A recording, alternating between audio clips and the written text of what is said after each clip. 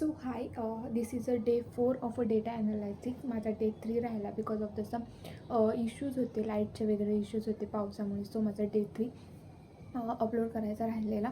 So मी याच्यातच day 3 plus day 4 असं add करेन. सो याच्यामध्ये मी काल डे 3मध्ये काय केलेलं, तर डे 3मध्ये मी एक्सेलचं जे ॲडव्हान्स्ड होतं म्हणजे फिल्टरिंग, सॉर्टिंग, पुन्हा जे की स्पेलिंग चेक, स्प्लिटिंग करणं, अशा वेगवेगळं मी त्यावेळेस काल केलेलं. आणि आज मी एक्सेलमध्ये एक ChatGPTवरून डेटा घेतला आणि त्या डेटाला क्लीन करून त्या डेटाला क्लीन केलं with the help of Excel.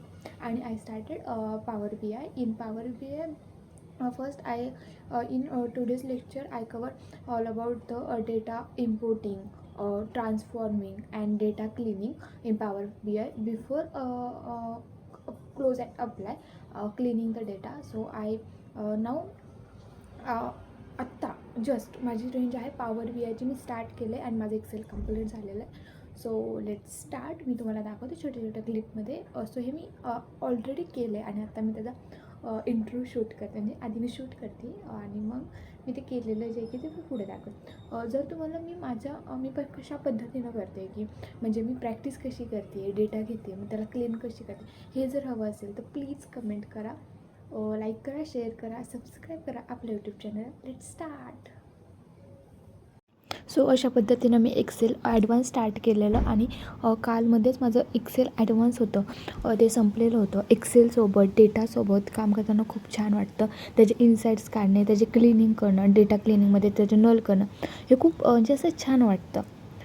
So अशा पद्धतीनं डेटा घेतला. पहिल्यांदा मी स्मॉलेस्ट डेटा घेतला बिकॉज ऑफ मला एक्सेलवर वर्क करायचं होतं.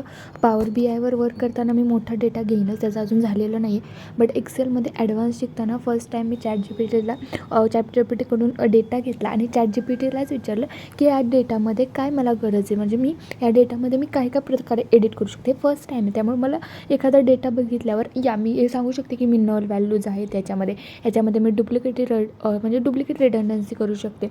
अशा म्हणजे वेगवेगळं मी करू शकते. बट अजून ॲडव्हान्स या डेटामध्ये काय आहे, एखादी डेट मिस आहे तर काय करू शकतो. सो अशा पद्धतीनं मी जे काही आहे ते मी ChatGPTला विचारलं. ChatGPTकडून एक स्मॉल डेटा सेट घेतला आणि देन त्याच्यावर वर्क केलं.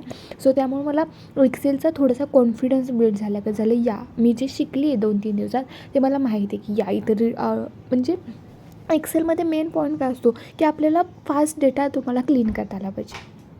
बिकॉज ऑफ आपण आधीपासूनच एक्सेल यूज केलेला आहे आणि आपण जर एक्सेलमध्ये आपल्याला बऱ्यापैकी अंदाज आहे. सो आपल्याला एक्सेलमध्ये काय की कुठे काय, आणि आपण ते जो एक्सेल जे प्रोव्हाइड करते तो आपण आपला जो डेटावर ते आपण कशा पद्धतीनं अप्लाय करतो, हेच एक्सेल आहे. जे मी शिकले हे सांगते. याच्यामध्ये सेम तेच आहे. तुम्ही रिडंडन्सी करू शकता, तुम्ही रो वाईज करू शकता, तुम्ही VLOOKUP करू शकता, तुम्ही सम करू शकता.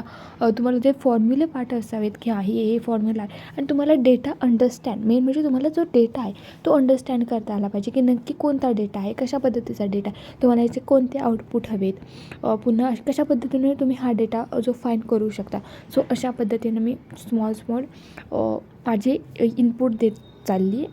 सो ही जर्नी माझी आहे, तुम्हीसुद्धा माझ्यासोबत प्लीज ॲड व्हा आणि कमेंट करा प्लीज.